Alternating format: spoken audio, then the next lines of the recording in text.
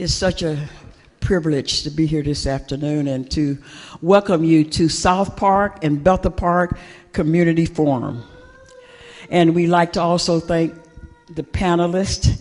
I am so grateful that you took time to come to be with us today. I thank you so much. And all the pastors, we thank you for coming.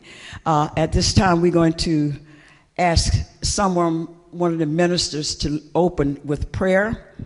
And I'm going to ask you, not all at once now. I want one to volunteer to come and lead us in a word of prayer. Not all at once. One of the pastors.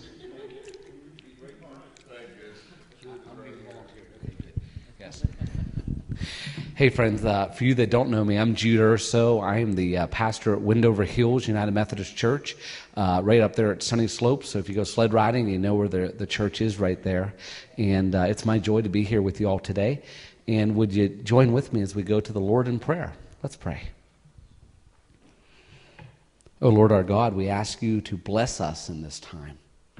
Oh Lord our God, we ask you to open our hearts and our minds that we might hear you in this time. Oh Lord our God, we ask you to open our ears that we might hear each other in this time. That as we converse and as we communicate and as we look for the ways in which you would have us move forward in this South Hills for safer communities, for understanding with one another, for a sisterhood and a brotherhood that seeks to uplift each other and seeks to share you forth. Oh Lord our God, we seek you.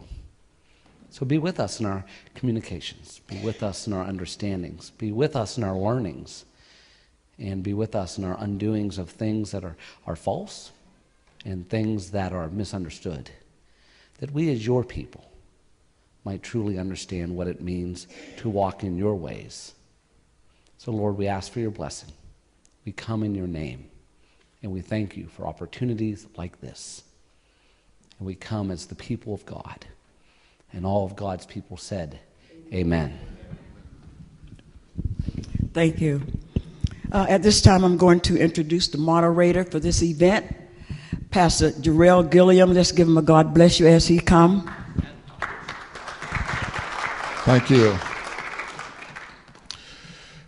A few things as we get started, just some housekeeping things. We have a desire to want to hear each other today. So we're setting it up in a couple of different ways. One, we're going to have introductions at the very beginning. We're going to give each of the panelists an opportunity to introduce themselves, as well as to give a thought or an idea very briefly about a vision for the future for our communities. And that'll be their way of kind of introducing themselves to us. We've also asked you to submit some questions on cards. Those cards are being collected and categorized so that we can be moving through in an orderly way. The format is going to be I'll ask a question directed to one of the panelists. They'll answer, and then we'll give opportunity for the audience to respond. We'll bring the microphone to you, and you'll have an opportunity to follow up. And again, we're just going to be very mindful of the time. But we want to be able to have some of that back and forth, but also make sure that we're moving forward with the agenda.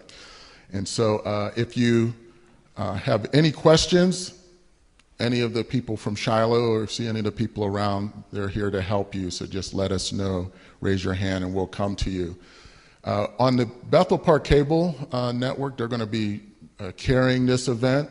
We're also notified Channel 4 might be coming by at some point. And so the audience is bigger than what you have in front of you.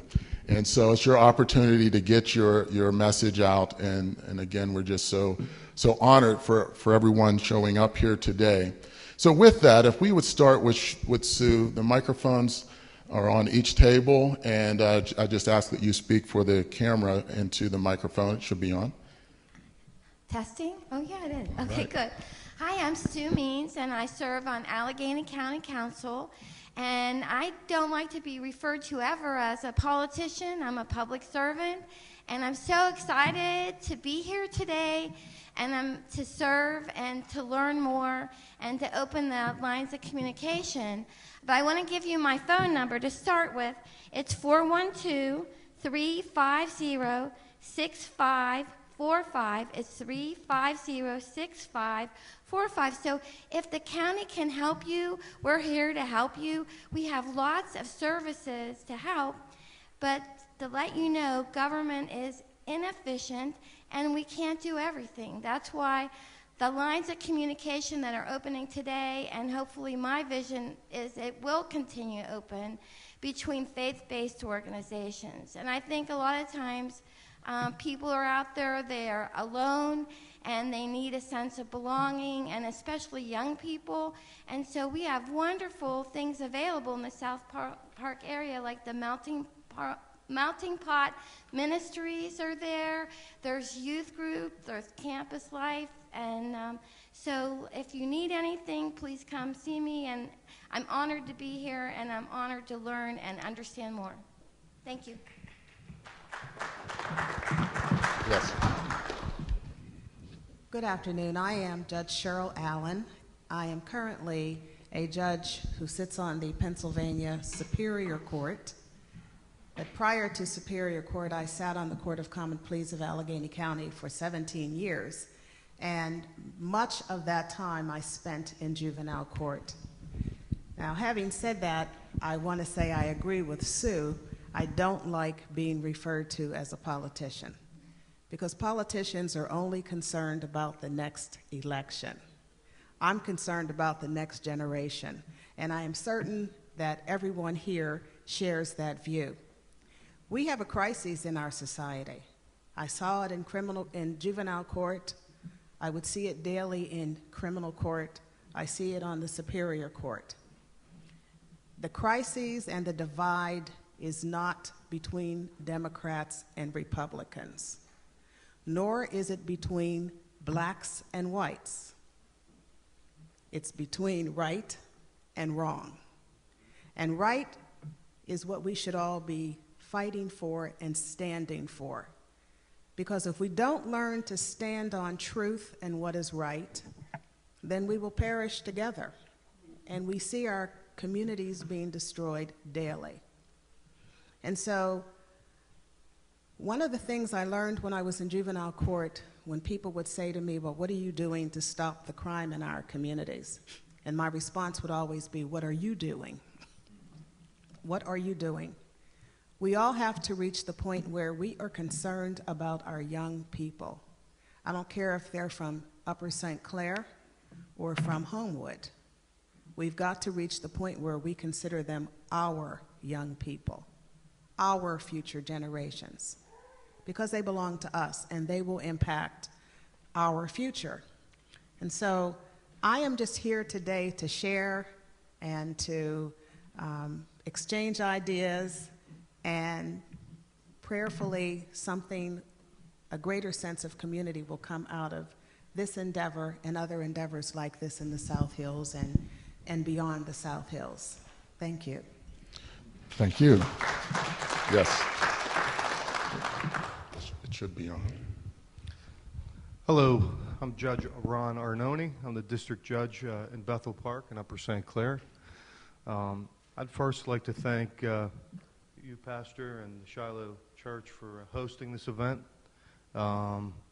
It was a great idea, and I appreciate the proactive measure that you've taken here today.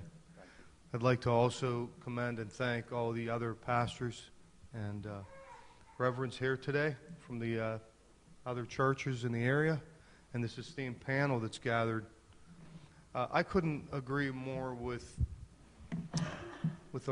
Your Honor, Judge Allen, and she so articulately spoke about what we need to do.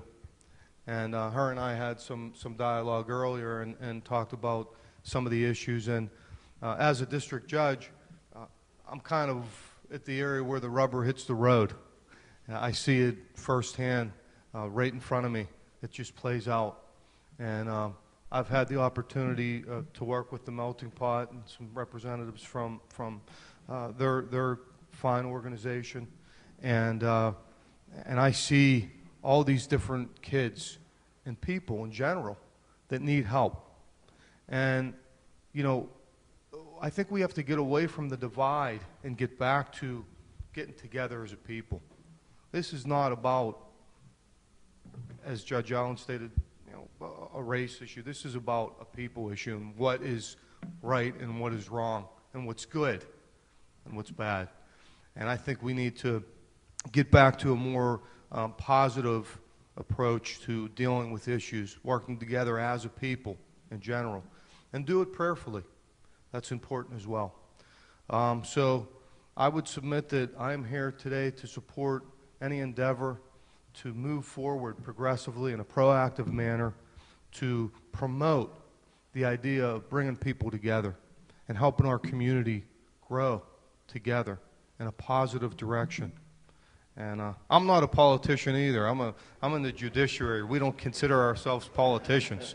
So with that all said, really, I'm here with open arms and ready to serve and help anyone that needs it and work together with the community, whether it be the churches, the businesses, community leaders, the police, anyone that wants to do the right thing, that wants to do the good thing, that wants to help our community go in the positive direction. So I'm anxious to hear some of the questions and comments, and I'll do whatever I can as far as my part to make it a good day and a good future. So thank you very much.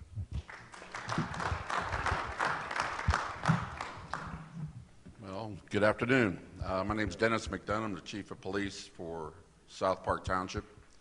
I have 40 years on the job, so all the topics that Judge Allen has already spoken to, and yes, Your Honor, I remember appearing before you a number of times in juvenile court, and Judge Arnone. From a law enforcement standpoint, we are what we call the last defense between anarchy, okay, and a civilized society. There's a lot of things going on out there. Police departments, we have deep concerns for our young people. It seems the work ethic may not be there because they weren't taught it. They weren't exposed to it. Narcotics is easy. That's the easy way out. And in my experience, it's been adults that have exposed our children to narcotics. Kids just didn't grow up and wake up one morning and say, okay, I'm going to be a drug dealer. Okay, it was adults in our society who has exposed our children to narcotics and things like that. We concentrate our efforts on those adults. We have a zero tolerance. We will arrest. We will be bringing them before Judge Arnone, and some cases wind up going before Judge Allen in Superior Court. But we have to go, and I agree with the judge, we have to go and do something for our kids. They're all our kids. Nothing makes me happier or prouder of my police department when we have the kids' tours coming through our police station, where as time goes on, the kids say, you know, hey, this is a better life, and narcotics is not it. So it's one of the biggest things, challenges that law enforcement has. Law enforcement, all the police departments, Bethel Park, St. Clair, South Park, the county police, all of us have the same common goals.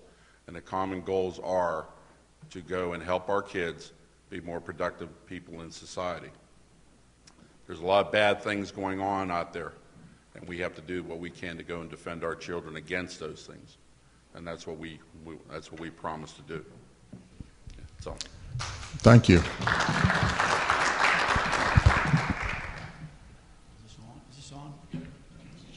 My name is Dave Bukowitz. I'm a township supervisor in South Park. My name is Dave Bukowitz. I'm a township supervisor in South Park, and along with my fellow supervisors, Walt Sakinski and Ed Snee. Our goal is to make sure that we maintain the health, safety, and welfare of the community, all the residents in South Park Township. I mean, that's our goal. That's what we're spelled out to do.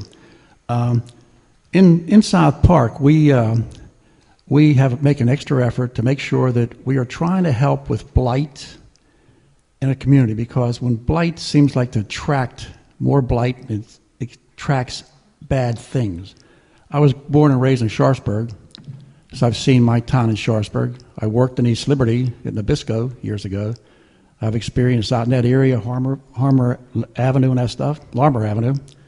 Worked in the North Hills, South Park. I was in New York City, lived in a place called Queens, which is right north of New York City. And I saw in the 60s that was a beautiful community, okay? We went back 20 years later, okay, and the Jackson Heights is blighted now. I mean, the building I moved into was a beautiful new apartment building. All of a sudden now, the place is boarded up. There's graffiti all over the buildings. Now, I don't know who's doing all this graffiti, but it's like crazy. It doesn't make sense. Where my wife worked in Long Island City, you could just see the blight following the folks, okay? And we were talking earlier about blight and problems with narcotics and that stuff, and it seems like narcotics go to bad areas. So we have to make sure that we do keep our community safe. And just to give you an example, in our Park News, we asked all our residents to help us out. And we tell them to let us know if there's something in our community that we have to know about. Or one of our blue columns is, we say, if you see unsafe conditions, potholes, problems, street signs, street lights, trees down, similar concerns, please notify us. Guess what? We don't get that many phone calls, all right? But there is problems out there. The other one, we need your help. If you see something suspicious, now take heed. If you see something suspicious, or someone littering or dumping is a problem, okay? Get a description and license plate number of the vehicle and call the police at 412-473-3506. And the fine is $1,000. So we do need your help to keep us informed of what's going on. If we know of a problem, we'll take care of it. Finally, South Park was named the safest municipality in Pennsylvania in the year 2012. Now, there's a lot of municipalities in the state of Pennsylvania, and we come out number one as far as their ratings. So we are trying to do our best to protect the health and safety of our residents. So let us keep us informed of what's going on. So thank you. Hi, my name's Karen Fossbaugh. I'm the township manager, South Park Township's manager. I've been with South Park Township for 29 years. I was born here. I was raised here, so my heart is here.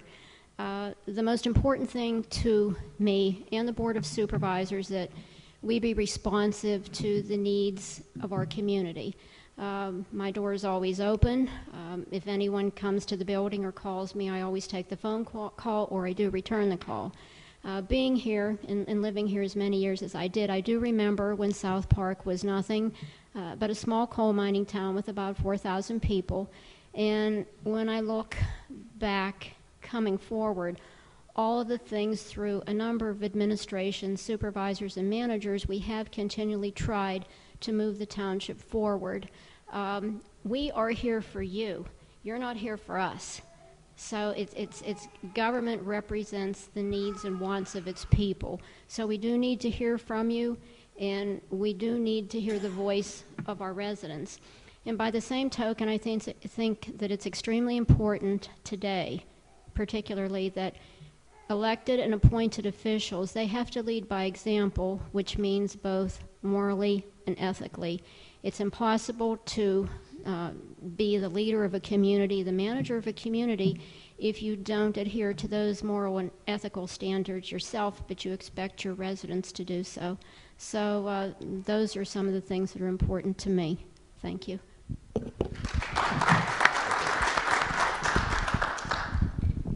First, I'd like to thank Pastor for inviting me here today, and Mrs. Gilliam, who called me a couple weeks ago and asked me if I could do it, and I said, well, we have another thing pending. She said, that's fine, I'll put your name on the panel. So she was persistent, and that worked out. My name's Jack Allen, not to be confused with Judge Allen. I've lived in Bethel Park 28 years. I grew up in Clairton. And when David mentioned about how cities change over a period of time, when I do go back to Clairton, it's quite different than when I lived there. Basically, I just want to talk about what we do in Bethel Park, because we all have the same concerns, no matter if it's on the state level or local government level. But we do, in Bethel Park, I was on council 16 years and now I'm the mayor, but we have our annual food drive. And last Wednesday, or actually it was this past Wednesday, we collected food from Giant Eagle, Shop and Save. We took in donations and so on. We were able to feed a little bit over 200 families to give them a nice Christmas. And with the donations of other Walmart and so on and so forth, just a food collection. And on top of that, we were able to supply 75 families with gifts that they may normally not have had. And we work well with the school district. We work well with local organizations. One thing that I do is I have an open door policy. And every month I recognize someone that makes a difference in our community. And it could be an organization, it could be an individual. But we do work well as a team. And even though I'm not a politician, I got into this to help. Actually, I got into it because of Cable 7. I used to watch the council meetings and said, that's not what I want for Bethel Park. So I ran for council and been there ever since, and I appreciate the invitation for today. So thank you very much. Good afternoon. My name's Zeb Jansanti. I'm the high school principal at Bethel Park High School. I've lived in Bethel Park for the past 25 years. I've been the high school principal at Bethel Park for the last 8 years. Just a little bit of background, I've been the principal at Mount Lebanon High School, principal at Quaker Valley High School, principal at Elizabeth Forward High School, and I was also assistant principal at Baldwin Whitehall and also assistant at Quaker Valley High School. So I have a lot of years working with young people. I'm also an elected representative for the state of Pennsylvania for principals, secondary principals. I've been an incumbent since 1998, being voted in that office by my peers, other principals. And I'm the representative, the West representative for Allegheny, Westmoreland, Washington, Greene, and Fayette counties. My charge, though, is working with young people and having that relationship. And, I could say when we all grew up, and I know we have different age groups among us today, but for those folks that are in my age bracket, the kids we are dealing with today, they're the same, but they're also very different. I mean, they have a lot of positive things that are going on with young people today. They also have a lot of challenges in front of them. They have social media. We did not have that. They have peer pressures that seem to be very immense. Substance abuse. We're going to talk about that a little bit today. Family issues. We have a lot of fragmented family issues that create issues such as mental health issues, and thus we have the substance abuse that comes from some of that fragmented relationships. So for me, it's been a pleasure to be in Bethel Park and live there the past 25 years. But more so, it's been a pleasure to come home, be the principal for the last 8 years, and continue to work with young people. And hopefully today, the goal will be to try to come together. We've had some issues recently. We've had some issues that have been under the radar, but they recently emerged. There's been some diversity issues that we've been dealing with. And I'm very pleased that we're making progress and moving forward. But with all that said, whatever we can do to help young people, that's our future. That's where we're headed. And we need to build a strong foundation with them. So thank you. It's a great honor to be here today and to be asked to be here and be a part of this. I'm really thrilled. Thank you so much. Thank you. So we're going to move to the next part, which is the questions. So we have some questions that have been submitted. The format we're going to do, I'm going to read a question and give you an opportunity to respond. And then if there's follow-up questions or comments to them, please raise your hand, and somebody who's going to assist me will bring the microphone to you so you have the opportunity to speak directly. We're dividing this into three categories. The first, the questions deal with good government and healthy communities, good government, healthy communities. The second will be vibrant schools. and we'll be dealing with issues there. And then the last one is the faith community, the churches and the faith community, and things that we can do there. And at that point, we're going to have some of the pastors at that point come forward and give comments based on what they've heard. If you still have questions, write them down and raise your hand, and we'll make sure we'll get those to you as well.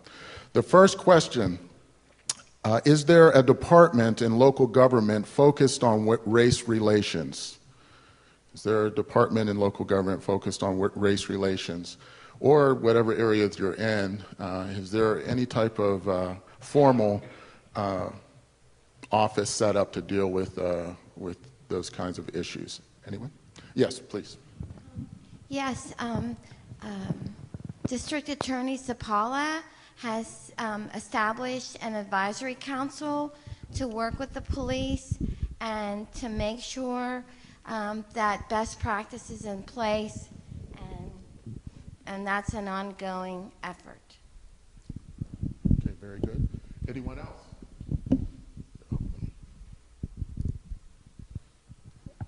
Local, when we say local, I can tell you that we recently worked with the Department of Justice, and they are very willing to come out and work with any township, any school, if there are concerns around racial relations. So it's obviously more of a federal piece, but they come locally. So yes, there are groups that are established. All right, anyone else? That mic is not on.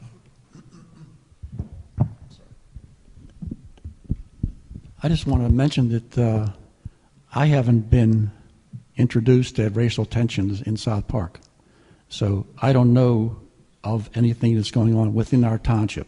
Now, please let us know if there is, so we can take this forward.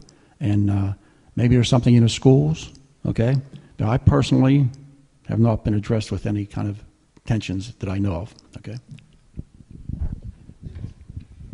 I'll just briefly say that I was part of the panel approximately a little over a month ago at the Bethel Park School District, where we signed a proclamation dealing with any type of race issues, diversity, etc. And I was very proud to be part of that.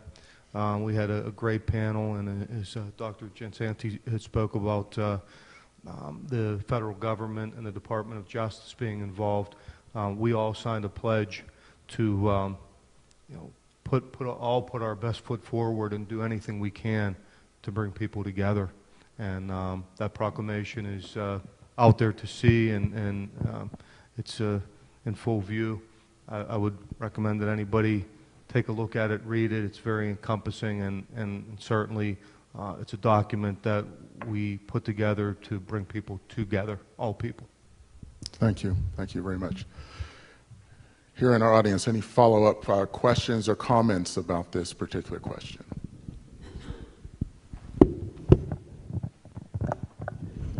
I'm sorry. I'm Brenda Lockley with Melting Pot Ministries. And I guess my question would be, as a follow-up just to this part, is would you consider that because of the rising number of diverse families moving into the area, that it might be time to consider a diversity office as opposed to simply using this as an opportunity to discuss the issue? Maybe perhaps there ought to be an individual or an office that's set aside to take diversity complaints from students as well as from parents and families. I just thought something to consider.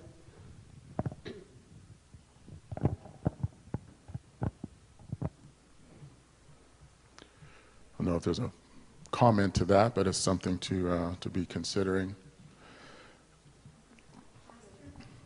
Oh, yes, please. I believe that it's not called a diversity office, but if you have complaints in that manner, there is an advisory board that does take, and I can find out the specific name, but it does exist already. If something specific has happened, there is an organization that will, take in the information and deal with it. It's within the county. within Allegheny County. So if you'd like, I'll give you my card and I'll find out the name of the organization and I'll it's for you.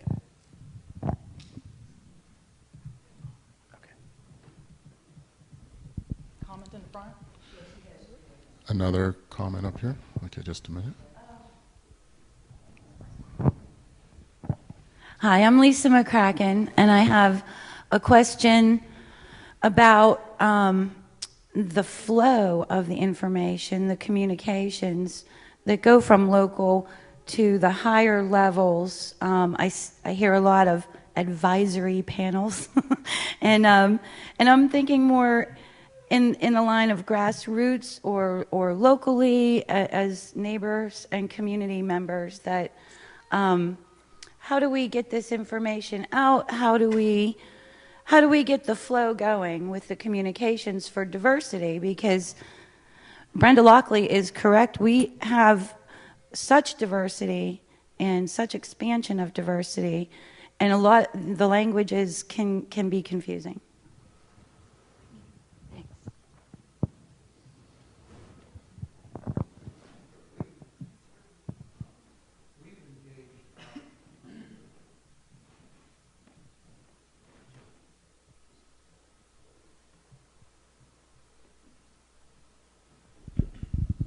We've offered our township building to our representatives and our senator, and they engage in meeting the public each month at our township building. So we have the local officials, but also we have the state representative, Bill Courts, Senator Matt Smith's office is in our township building, and now I understand that Bethel has offered space in your building to some elected officials. So there's a flow of communications that you can get to the people that make the laws, okay? And you can do that through Matt Smith, Bill Courts, our representative, John Maher, and Rick Saccone. So that is available, but you have to be able to use that ladder to get to them, okay? I know that myself, I periodically attend meetings with other managers within the South Hills area. We have specific agenda items that are discussed, and we share information at that time. And I know that our chief, he's involved as well with the South Hills Area Council of Governments in a similar fashion that the police chiefs all meet. I believe he's also involved in another group with the Allegheny County chiefs. So there are various forums whereby appointed officials from the community share this information. And as Mr. Bukowitz had mentioned, we do have our space available to the elected representatives above our level to be available to the public.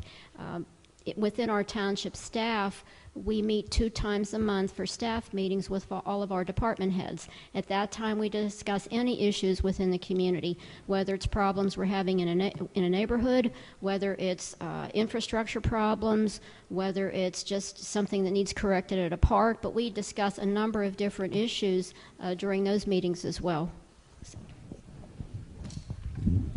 Real briefly, Lisa, you brought up a good question, and really, I think today is an important step toward doing exactly what you're talking about, which is the block building and the foundation of dialogue, and working with the local churches, community leaders, and having a continued dialogue and dealing with these issues head on. You know, at my level, I'm seeing it, 10 feet away on almost a daily basis. So I deal with it on a daily basis. But these types of forums, these types of dialogues, bringing people together are, I think, what's important to addressing exactly what you had asked, which is how do we deal with all the diversity issues and how do we come together to come up with solutions. I think today is a good step forward. I was a grassroots activist for family issues for 28 years. And But I learned how to get laws passed and how laws are passed but the first step is to come together. If you see a certain issue, make some bullet points, get some people to work alongside of you, figure out what level of government needs to deal with the problem, and then let's say it's a state law that you'd like to see enacted, then you get 5 different people to go and visit your state representative, and you get 10 other people to make phone calls or write letters.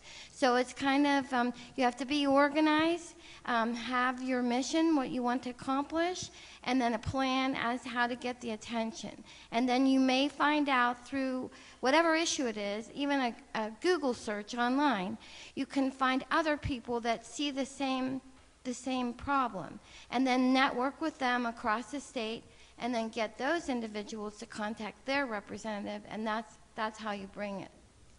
That's how you bring about change. Thank you. Lisa, from a law enforcement standpoint, communication is critically important to law enforcement. I mean, we work with diversity every single day, 7 days a week, 24 hours a day. We have 129 municipalities, 129 police departments just in Allegheny County alone. So you can understand the mammoth communications that has to happen between all 129 police departments. We have the SHACOG police chiefs. That takes 20 police departments in. We meet every month. Allegheny County chiefs of police. That takes in the remainder of the police departments in Allegheny County.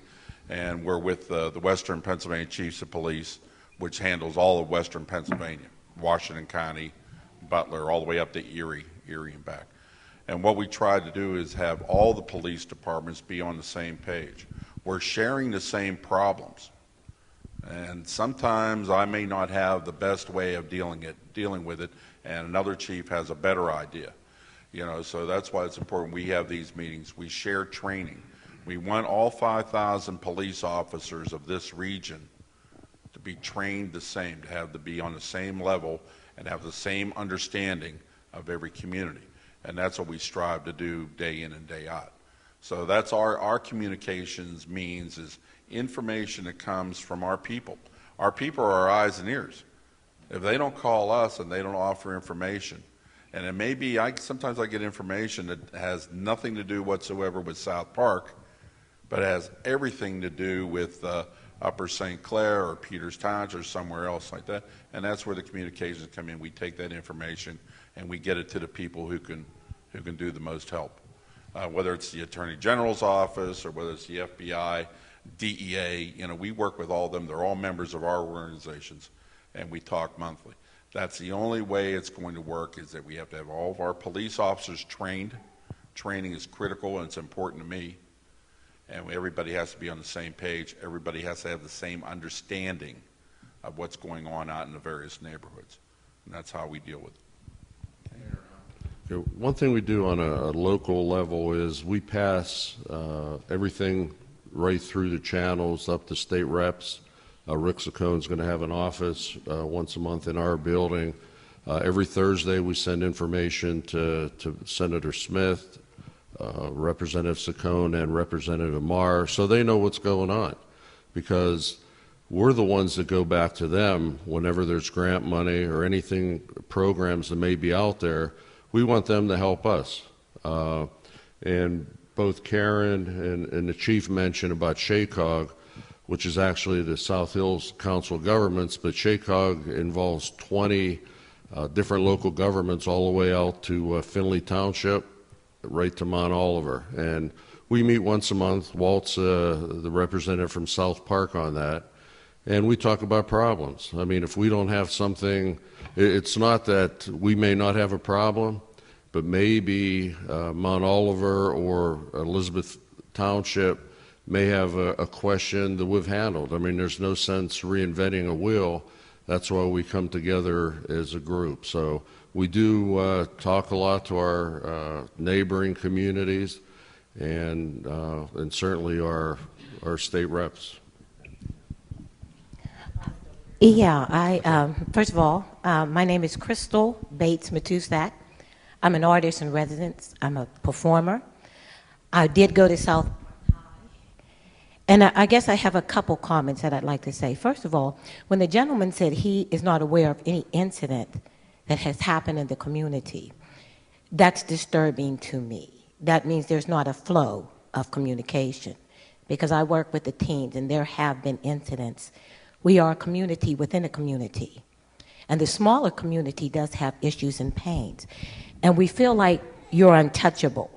And I'm sitting here and I've listened, and it still feels that way to me. It feels like you're talking amongst yourselves and we're talking amongst ourselves, but we're not talking to each other. And one of the ways that I feel young people talk to was already addressed here when the gentleman said about graffiti. Where did it come from? Graffiti as an artist is always an expression of a pain artistically expressed to the youth in the form of graffiti.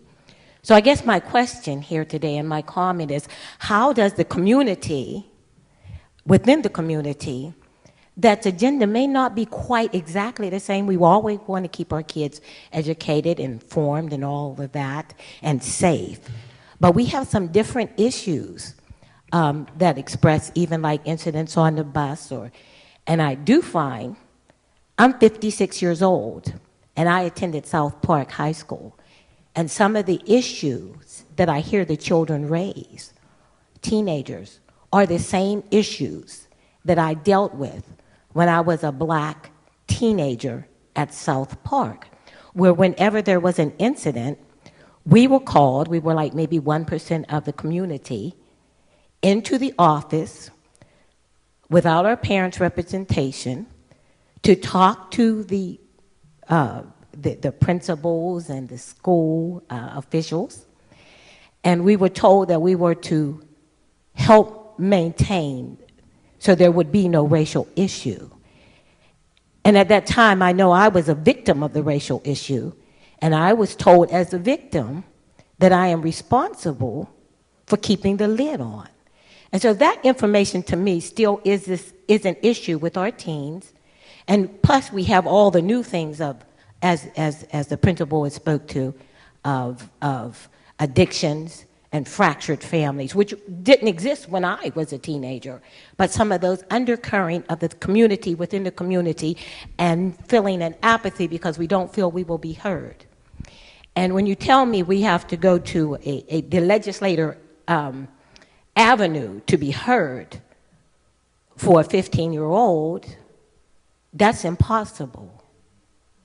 So what can we do that the smaller community within the larger community that is predominantly Caucasian, and now we have an African diaspora, and we have interracial children, and we have African American children that need to know what we can do, first of all, as a community, and be heard? That's my question.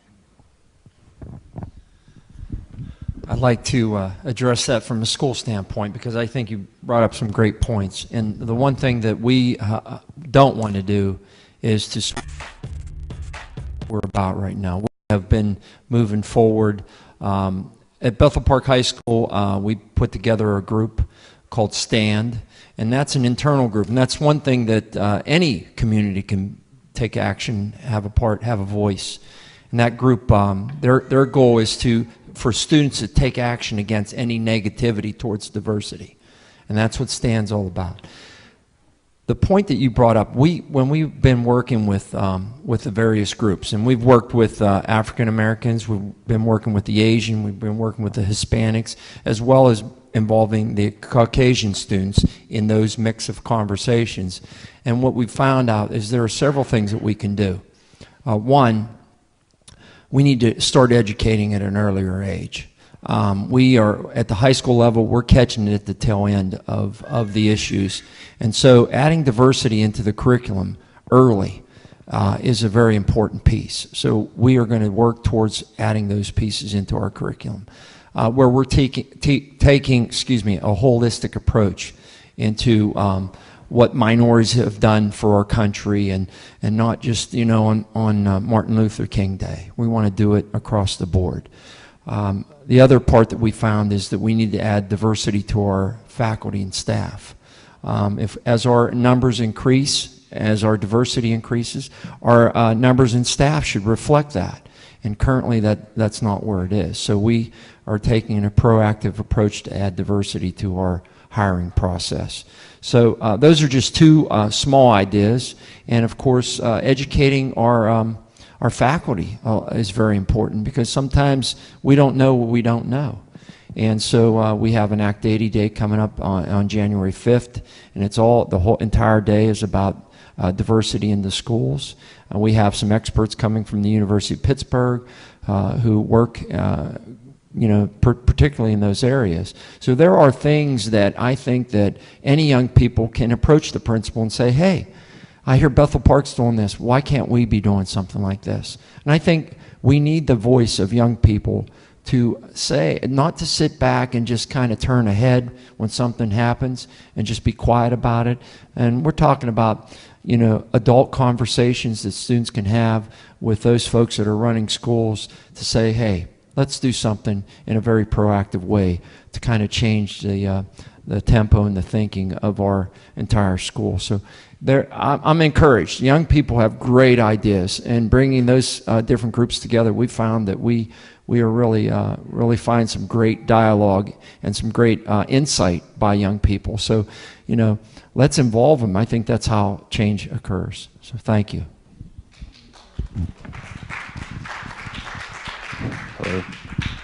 I'm available to talk to you anytime concerning issues in our township, okay? Now, we were talking about the legislators. They're the ones that are going to change laws, okay? So that's the next level where they can change a law to say this is happening and it shouldn't be happening, this type of thing. But I'm available. I'll give you my card. You can talk to me anytime you want.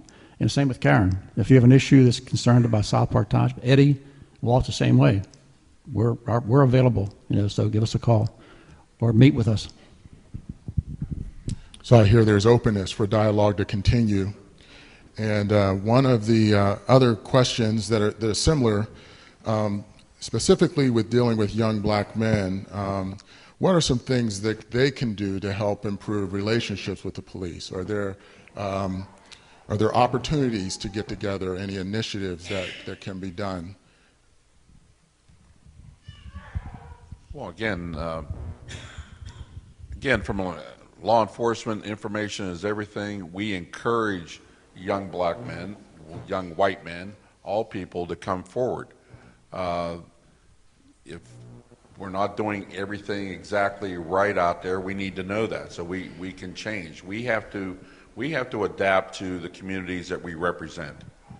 We have to go and whatever the change is in the community, my 14-man police department has to change and has to adapt to those changes. But if we don't know, if we're not informed, and it doesn't take a whole lot of simple phone call to my office is fine. Drop an email. I get emails every day. That's fine. To go and give us that insight of what are we looking for? What do we need to do? What's our next step forward? What's our next step forward from here? Are we going to leave here and say, okay, fine, we did it, and everything went fine for today? Where are we going to go with this? Okay, and I think there's a lot of opportunities out there for us to go and move forward in the communities. We welcome anybody and everybody to go and step forward and to say, hey, you may not be aware of it, but this is what's going on, and we think you need to go and put a little bit more emphasis in this area, and maybe a little less emphasis here, things of that nature. We're definitely in the information business.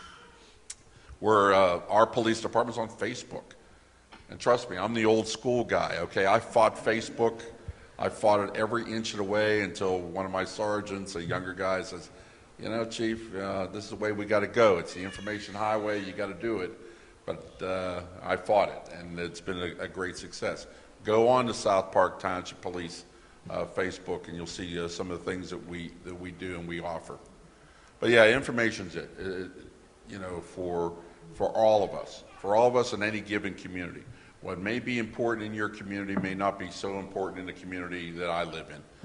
And we have to go and be able to adapt, and we have to go and be able to go and address those needs. And if we don't know what those needs are, then we're just spinning our wheels. You know, I welcome anybody and everybody to give me a call. I have a comment. Thank you very much. I really appreciate what you were just saying, and it sounds like you recognize the need for open conversation and dialogue. I work every day in Homewood, which is very geographically different from here, but very similar to some of the issues that we're raising here today. And what I've noticed is that young people don't really care to know what you know until they know that you care. So, I mean, we hear you, and as adults who have capacity, who have experience, who have more liberty to kind of engage with other adults, what you said makes a lot of sense. Of course, if we have a question, call. If we have a comment, email. But when you're talking about young people who are still trying to find themselves, that having that self-efficacy to actually take advantage of those suggestions, maybe not so much. So what I wanted to suggest was perhaps, opportunities where kids are going to be places. When you know that when young people are going to be somewhere, perhaps having officers come out and just join the event. You know, not necessarily having, well, this is our police event and you're welcome to come. But you know what? We know you all are having an event at your youth group. We know you're having an event at your school, and having your police officers come, not with guns in tow, but to come and, because even if they're holstered, there's an intimidation factor. But just having them come to the events and just smile and let the kids know that you really care about them, and they'll probably be a little more likely to engage and want to engage with you all. I wholeheartedly agree with you. Our police department for years, and it's not something we thought of yesterday, on daylight shift, all of our officers walk every single school in the school district. Not we're looking for anything, it's at random in between radio calls. The school district works well with us. We just show up at the high school, show up at the elementary school, work. Again, I've got a young sergeant who makes sure that he's at the middle school at lunchtime. He likes sitting there with the kids but he likes their food. Which kind of strikes me as strange. But I agree, that our officers need to get out there, and I'm going to be honest with you, being 40 years on the job, small police departments is the answer. Okay, these big mega police departments, they profess community-oriented policing. We were doing community-oriented policing when I came on the job, and Ed Snead came on the job with me in 1974. We were doing it before it was a federal mandate and a federal buzzword where they titled it. And I couldn't agree with you more. My people enjoy being out with the kids. We enjoy walking through the schools and just going to lunchtime or whatever. We show up to graduations and things like that.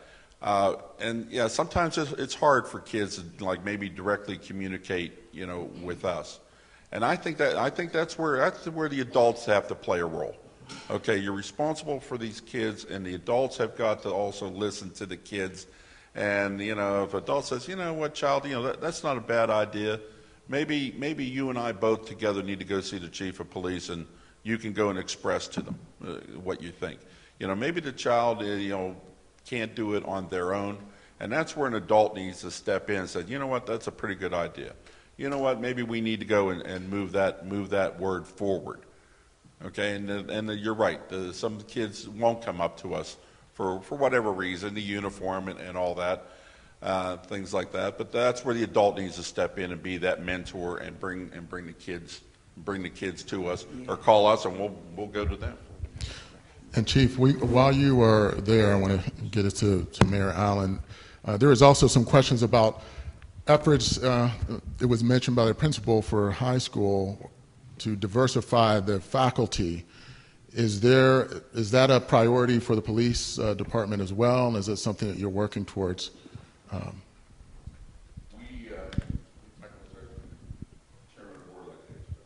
Yes, we just hired a new policeman in South Park, and I don't believe anybody from the African American community apply for a job, okay? But there's a thing that people have to do. The young fellows or ladies who want to become police-oriented or become policemen, they have to go through that training process. They have to go through the county schooling to become a policeman. They have to be passed rigid tests and that stuff. So, but we had nobody apply for it from the black community, which is they would have had the same qualifications as anybody else. They'd go through the same testing and would come out, be evaluated to be hired as a policeman. But nobody come forward.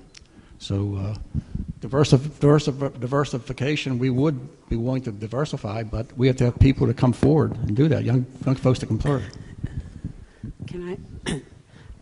The reason I'm asking, I'm a little anxious to leave because I have to pick up about 35 children, and I have to leave here at 1:15. I want to say, can I just pull together all of my concerns that have to deal with the juvenile issue, the legislation issue, certainly the police issue, and the school issue, and that is that we've been working on this problem for 8 years. Melting Pot Ministry has discovered that there is a growing number of what we would call low SES families moving into our communities. We have to accept that. That means that these children come from failing schools.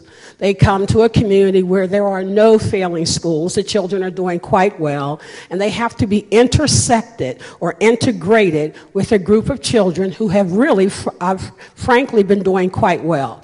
So when you take a child who comes from Homewood or Wilkinsburg and moves to the South Park, Bethel Park, or Upper St. Clair or Mount Lebanon, you will discover that those children are already identified and labeled. These are the children who have the disabilities. They're the learning disabilities, the children with emotional disability. And what happens, you tend to see these children differently. So when you had your problem, I want to say to you, by the way, my son grew up in Mount Lebanon High School, and I think you were there.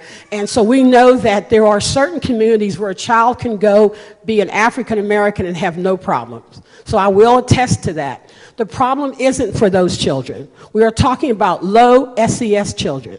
So you have to understand that when children move here with very few resources, and they come to your schools where the majority of children, 85 to 90% of them, and I would actually, I think according to our research, we only represent 3% maybe in most cases. So we're looking at 97% of our children are probably doing fairly well.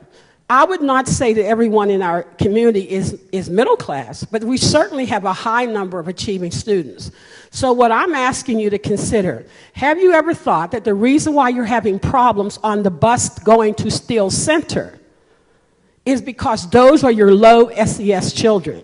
And what we've come to say, and we've already discussed this, your problem isn't pulling together a group of children whose parents are upper middle class, because they frankly don't have this problem. What you have not done, I think, is attack the issue where it's starting. It's starting with low SES children. And if you all, and since you as teachers, school systems, you have all the numbers. You know all the children who qualify for free and reduced school lunch. All you have to do is bring those children together, and I guarantee you that they represent the majority of your crime, the majority of your issues, and probably the majority of your learning disabilities.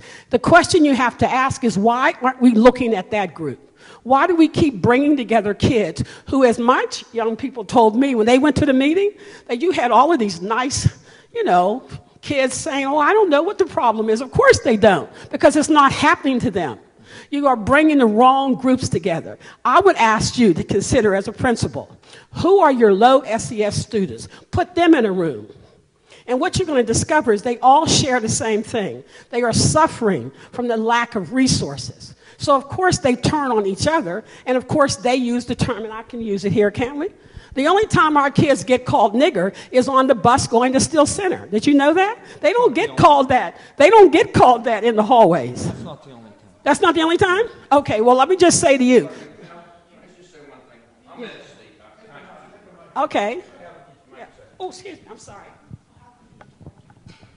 Did you finish your thought? Yeah, well, I didn't finish. I want to express the Steele Center section. Okay.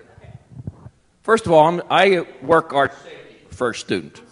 I am our safety officer for First Student. I drive the bus to Steele Center on the midday and the afternoon. I have no problems whatsoever on that bus.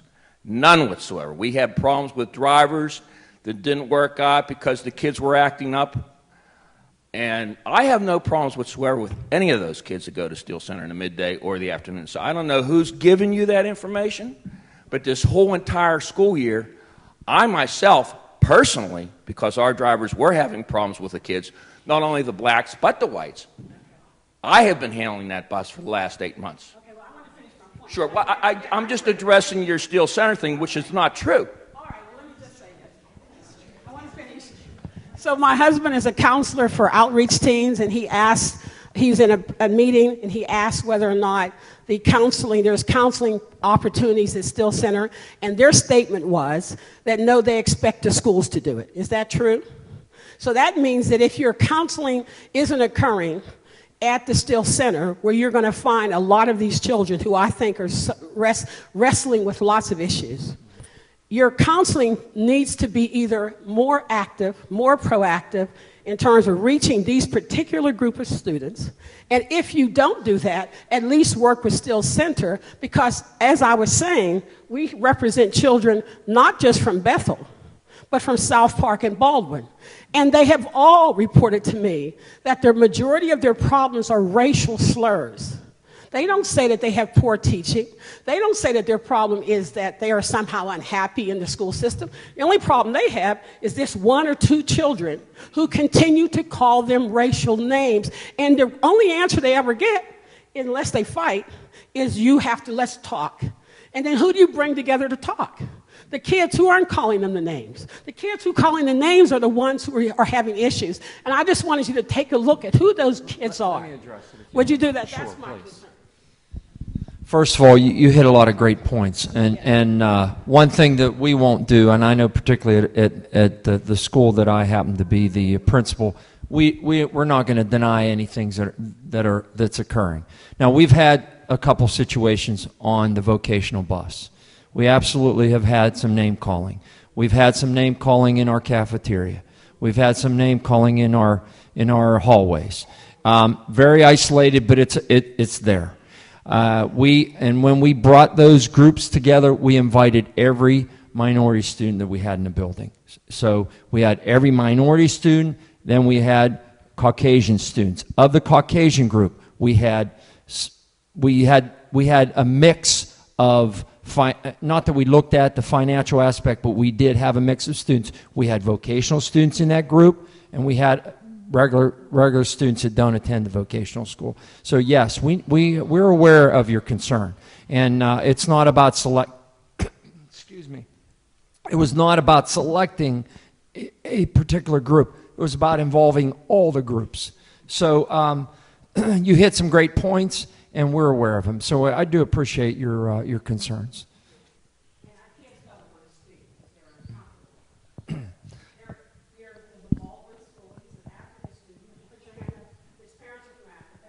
Deals with, and he has lots of issues, but he, of course, doesn't feel empowered, and that's why we invited him to come. Jada, of course, you may already know.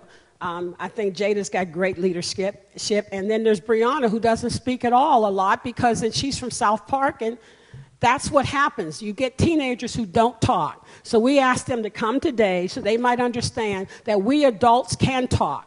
But they're going to have to also recognize that you all are certainly making an effort. I just think you're putting the wrong group together. And I only emphasize that because every time you pull together, I know who those kids are who I went to school with. And when I was at South Park, the president of the student council, we all came for meetings. And we were great talkers. But we're not the ones who are your problem. Your problem students are the ones you should bring together. And we can't tell you who they are, but I think you know. And that's who you should probably be working with. That's what I think. That's all I wanted to say. I just want... We know who those students are. They were invited to those meetings. Unfortunately, many of them did not come. If they're the problem, unfortunately, they don't want to be there. And we can't force them to be there. So that is the problem. They were invited. Okay? Thank you. I'm from the city of Pittsburgh. I live in the Hill District, but I pastor out here in Bethel Park. A couple of things. Mrs. Gilliam alluded to the fact of the disparities and often how you build relationships among young people. And one of the things that I've heard in the dialogue going back and forth is I'm hoping that although the panel does not perceive that there's a problem, there is a problem. And racism, if you want to term it that, I don't like to go into that general form, but the difficulties that young people are having in school and out of school is not going to go to sleep. And so what I'm hoping is that you as public servants, you as administrators will continue to work on this issue. That's my comment. And the other thing is around recruiting police officers. The city of Pittsburgh, and I've said this publicly within the city of Pittsburgh has one of the most racist police forces in the entire state. And it's a lot of times swept under the rug. And so the last two administrations have worked to take some of the good old boy recruitment and retention of police officers out of the Bureau of Police. And so one of the things that we in the community have suggested, and we see this often, is that if you want to recruit an African American or a Asian American or a Hispanic American into the police force, you got to go where they are. And so just to put a notice out, and I'm not criticizing you, but I think in order to, if there's a position coming up, you've got to go and make those persons aware in the community that they are welcome to submit an application for the opportunity that's there in front of them. And the other thing is I want to mention is that there is a critical shortage of rental housing in the city of Pittsburgh. And the reason why you are seeing so many minorities move into Baldwin and South Park and Bethel Park is the fact that this critical rental housing shortage, especially among low-income persons. I got news for you. It's not going to end in the next 10 years. You are going to see an influx of those who are carrying vouchers, who are looking for quality living circumstances, move from the city out into the suburbs. And when they do that, it's a culture shock. The 81 Lincoln, which runs about every 45 minutes in the city, and you hop on the 51 Baldwin that runs every 2 hours, is a culture shock. There are very few sidewalks in the suburbs. There are very few opportunities to work in the suburbs or close to where you rent in the suburbs. And so all of these are culture shocks for those who have lived in an urban environment who are now moving into a suburban environment. In many cases, we can call up our public official because he or she walks up and down the street, and we see him at church, and we see him downtown, and we see them in Oakland, but that's not the case out here. And so to have this dialogue with you is one thing, but to see you show up at our churches, to see you show up at our community meetings. I know the mayor from Bethel Park was at Bethel last month, and it was a wonderful dialogue. It gave us an opportunity to express some things. This kind of dialogue is necessary. It's what we call in preaching to the choir.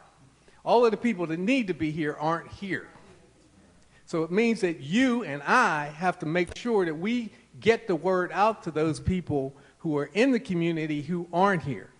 Because I'm willing to bet that the unemployment statistics in our 3 suburbs among those people who are low or moderate income is probably just as high as it is in the city.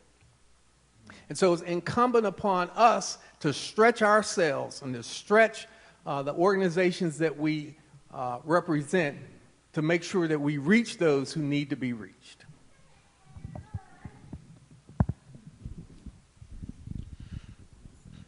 I'm looking at the time, and I want to give an opportunity for, I'm glad that Pastor Tokes was able to speak.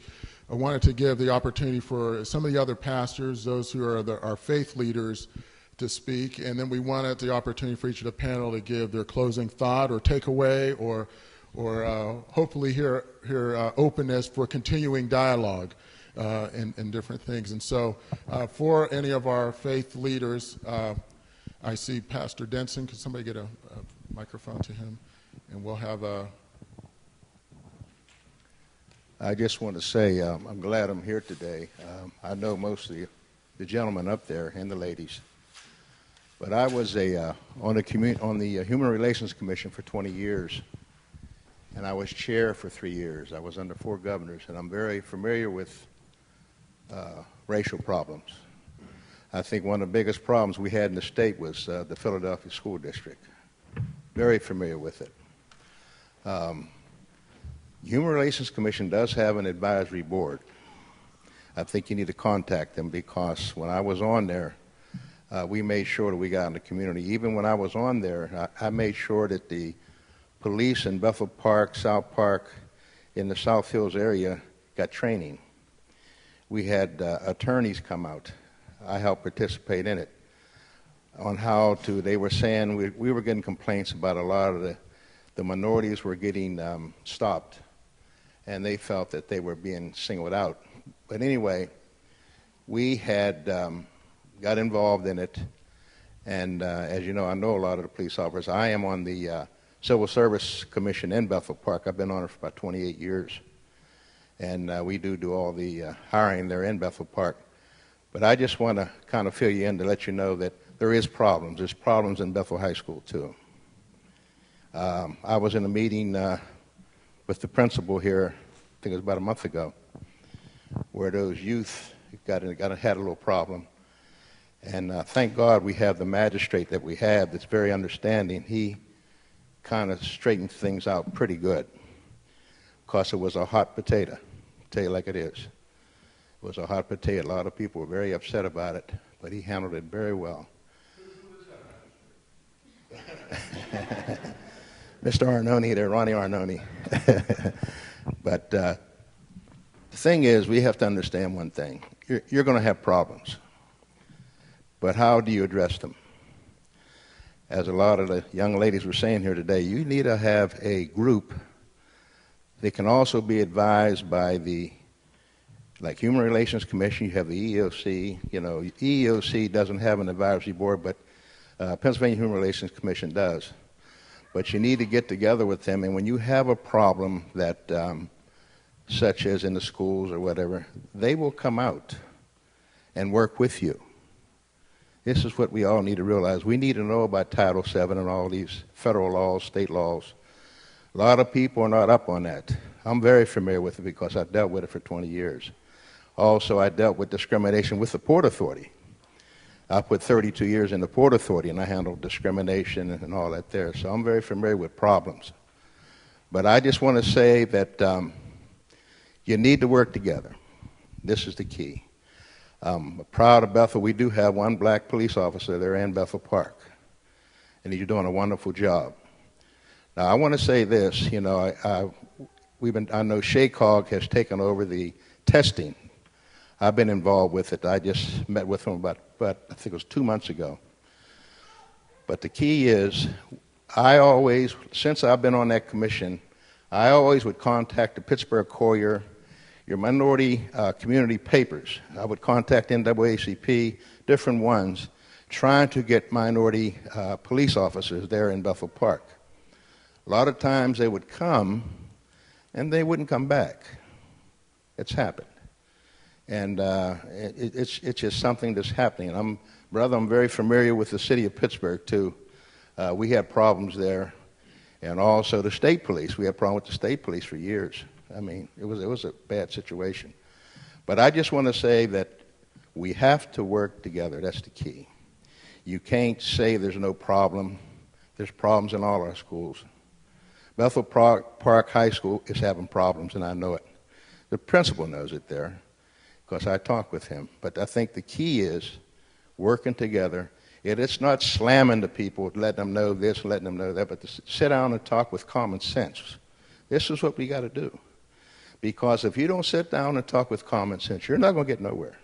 Say what you want to say, you're not going to get anywhere at all. So I just want to kind of say a few words because I'm very familiar with all this. It's nothing new to me. And we've had some hot meetings, especially in Philadelphia. Philadelphia was a hot potato for years, those who are familiar with that. Ronnie Arnone probably remember when he was an attorney. And we had it was a tough situation. I mean, there was fights. Just so much stuff. You don't want that to happen here. Right. You know, you need the pastors and the churches involved. That's a must. I tell you, it's a must that we all work together. So I just want to kind of fill you in, let you know, get things together. This is a good meeting. I have to say this is a very good meeting. That's what everybody was saying. We need to sit down and discuss these things and work together. Thank you. Lisa, I see your hand. I want to make sure I get to the faith leaders because we're running out of time to give them an opportunity to have some brief comments, and then we want to be able to close as well. I just want to say the dialogue has been wonderful, and it's good to hear what each one is saying, but I want to know, the question is, where do we go from here? I don't want us just to meet and we talk, we voice our opinions, and it's the end of it. There needs to be some type of strategy to move forward. And that's my desire out of this meeting. It won't be just, we just talk. So my main concern is that we plan something, organize something, how we move forward as a group. And it's a wonderful thing to see how they're willing to work with us. Okay, so let's find a format so we can move forward. That's the purpose. And also, I heard mentioned a couple of times about Senator Matt Smith. And he is with us this afternoon, not in person, but in spirit.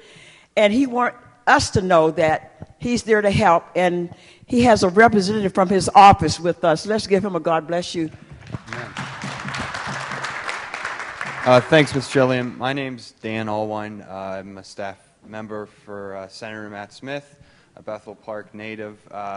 Matt asked that I just pass along the regrets that he wasn't able to attend, but let everyone in the audience know that all of your comments, questions, and concerns are going back to him.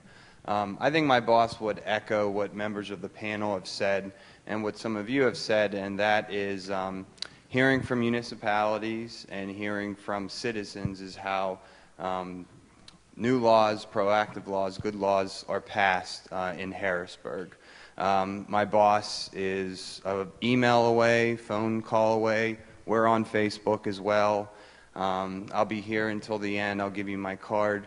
But whatever the community needs, we're more than willing to help facilitate it. So thanks again, and I appreciate your time. Who's next? Okay. Hi again. It's on. We're good. Okay. Jude Urso. For you that don't know me, this is home for me. I grew up in Clairton, and around 1990 moved to Jefferson, and then 4 years ago when my bishop said, do you want to go to South Park? I was like, yeah, I'll go home. Home's a beautiful place to be. And I want to finish up and kind of echo what Mrs. Gilliam said and say that I want to say to my clergy colleagues, it begins with us. This is the first community I've ever moved to where the clergy don't get together. I just met my one brother today here, and we've been ministering in the same community for 4.5 years. We've never gotten together. And if you look at our worship services on Sunday morning, it's still probably one of the most segregated times in the community, is in the Lord's house. And so I think it begins with us, and we as the clergy, we need to get together. We need to communicate. We need to pull our young people together, and we need to deal with the issues that affect us right here, whether it's South Park, Bethel Park, Upper St. Clair, whatever we're talking about, we need to get together. I'm a Christian pastor. I serve the Lord, and we have been given a call to love one another, called to love the Lord our God with all of our heart, soul, mind, and strength, and called to love our neighbor as ourselves. We're neighbors, amen? That's what we are. And so, clergy, I say to you this day, we need a plan going forward, and it needs to be us. and we need to work together and be about the Lord's work. So I appreciate what all of you do up here, and with all due respect to your positions and your callings in life, I still say to the clergy, it begins with us. Hi. I'm Loda Jones. I serve at the Grace Lutheran Church. I've been there about a year, so I really don't know the communities out here that well. But I live in Clairton. I served there for 8 years at one of the churches, and we loved it so much we made sure we moved back when we retired. And so I'm just serving as an interim at Grace. But the thing is, it does work. What Pastor Jude said, it does work.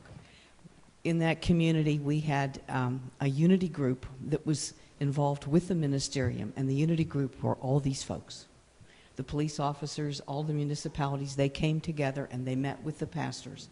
We reached out to the children and the adults in our churches and in the community around us, and it made a difference. I know we have problems there. Unfortunately, it is always usually has to do with substance abuse. It usually does, but it works when we work together and we serve Christ and we reach out and show how Christ turned the world around. We can do it too if we're working as his hands, his voice, and doing his presence in the world around us. Let's try it together. I'd love to have a ministerium out here. Thank you. Thank you. Any other faith? And then panelists, we're going to be asking you what are your takeaways for today, next steps, and we're going to try to close quickly. Dave Barr, I'm one of the pastors at Peters Creek Baptist. I'm youth and family, and I've been there for over 20 years serving.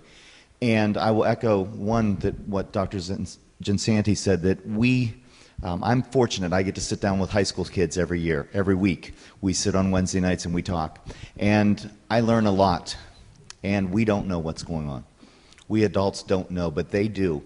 They know what's going on. They know who said what. They can tell me where to buy anything I need to buy. Whatever drug I need, I can talk to the kids at church and they can tell me. They may not, I'm not saying they're using drugs, don't get the wrong idea. But they know what's going on in their halls, and they know what's said in their halls and on their buses, and they know it's not right. And they know, we talked earlier about what's right and what's wrong, and they know that. And we have an opportunity to sit with them, and that comes back to us as faith leaders, to sit with them and talk about what is the right choice, what does it mean to love one another, and the fact that one another doesn't always look like us, and one another doesn't always have the same job that we do, and one another is what Jesus came for. He came for each and every one of us, no matter where we are, no matter who we are. And it starts with us communicating that to our students. We adults think we have it together. We don't, but I don't. But our students are still at the point where our middle school and high school students are at a point where they are still hungry.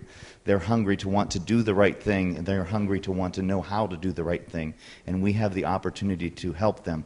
We also have the opportunity to listen to them and hear what they have to say, and then be their voice. Someone said earlier about coming alongside and being the adult that says, well, then let's work on that together. And that's what we can be. We can be that voice for them, and we can help them speak as we speak for them. Thank you. I think we have one more, and then we're going to go to the panelists. Okay. Good afternoon, everyone. My name is Mike Pallas. I stand here as the Pastoral Council President for St. Joan of Arc Church, and pass on the best wishes from Father Phil Probonik, who was not able to make it here. I have been a member of St. Joan of Arc and a resident of South Park for the past 18 years. I have a son who went through the high school and a daughter who's about to start.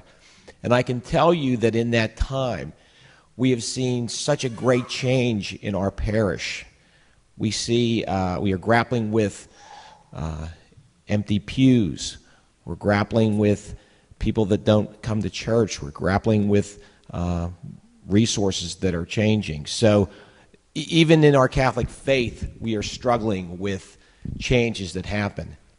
And we persevere because we know what we're doing is right. We know that the message we're bringing to our kids, to our communities, is important.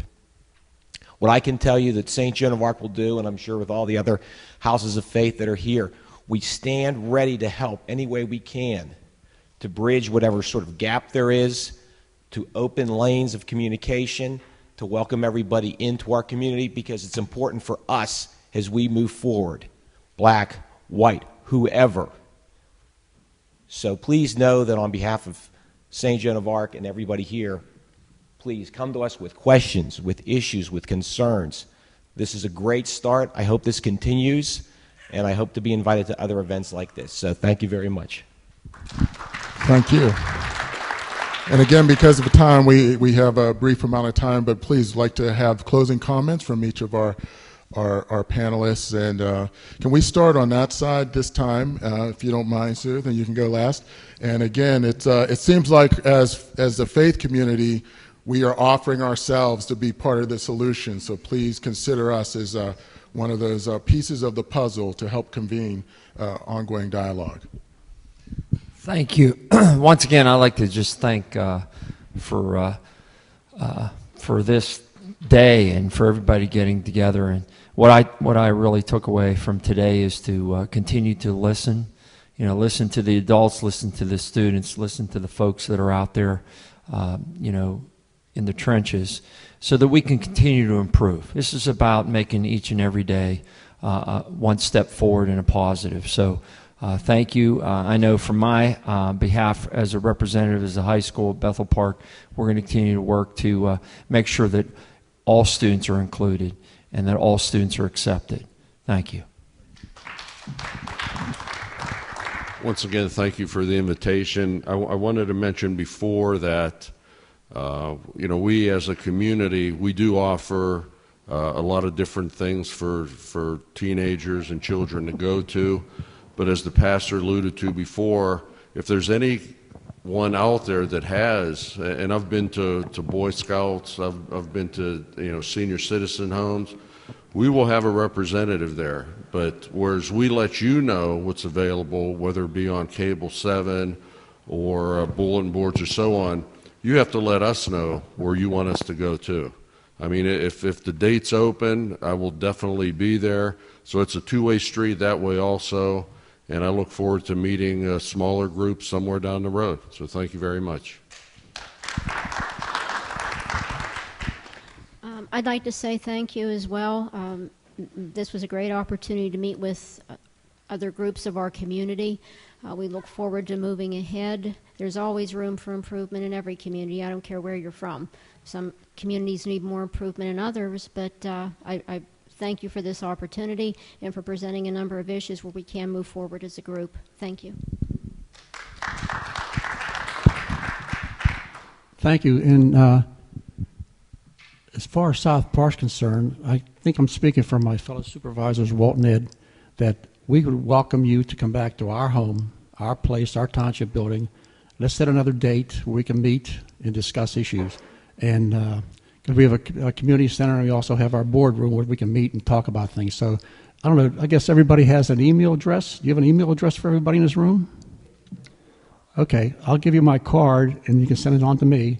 And then we can schedule something to get together, I don't know, in a month or so or 6 weeks, whatever it might be, to satisfy the pastors, and we'll do that. We'll talk again. Okay? Thank you. Again, I want to thank Ms. Gillum for asking us to attend. I think it's a great first step. Again, as I said earlier, we want to keep it going. Again, the residents, the citizens, you're our eyes and ears. And not just for me being the chief of South Park, if you're from Bethel Park, Peters Township, or wherever, and you want that message to get back to your community, feel free to call me. I'm one of those kind of network kind of guys. There's not too many people I don't know from here to Harrisburg and back. So please feel free, open up that line of communications. And thank you very much, and everybody have a great Christmas. Well, thanks, and once again, thank you for hosting. What a wonderful event, and I certainly would like to be not only invited back, but invited to any future forums. It's my dedication to be a public servant and do whatever I can do to achieve success and positive growth for all people. I want to also just state that, you know, Judge Allen and I had some nice conversation when we first started this forum. And basically what she said rang so true to me, that this is an issue of the human people. It's an issue of us all coming together. Like the great Dr. Martin Luther King stated, it's not the color of your skin, it's the content of your character. And that couldn't be more true today as it was so many years ago. And I hope that, I hope we can come together. And I want to be continued to be a part of the coming together. And I'm on Facebook too. It's District Judge Ron Arnone. You can Google it and look it up, and certainly learn a little more about myself. And I'm glad to be part of this and glad to be part of future events. So thank you very much. Thank you. Judge Allen. Well, I would like to thank you, Pastor Gilliam, for inviting me to participate in this event. And as the one pastor who is not here, who had to leave, when he was speaking, it brought to my memory a book that I had read. And we've all heard it said many times, about the African proverb, it takes a village to raise a child. But I read a book several years ago, and it was entitled, It Takes a Church to Raise a Village. Because if the village is not healthy, then the village cannot raise the child. Yeah. And so I was I was in such agreement with what Pastor Jude said, and because it is going to take the church to raise the village and to improve our communities. And when I say the church, I'm not referring to a building or a particular congregation or a particular denomination. I'm referring to the body of Christ, and there is only one body. And so my hope and prayer is that the church would not just have church, but be the church and raise the village. Thank you. I want to thank Pastor Alma for having a great idea and inviting me here today. And I started this day by saying I was a public servant, and I got the real impression that all the panelists are public servants. But today has also reaffirmed my strong belief that the church and faith-based organizations are our advocates and our allies and here to help. And I'm looking forward to working together with everyone. Thank you.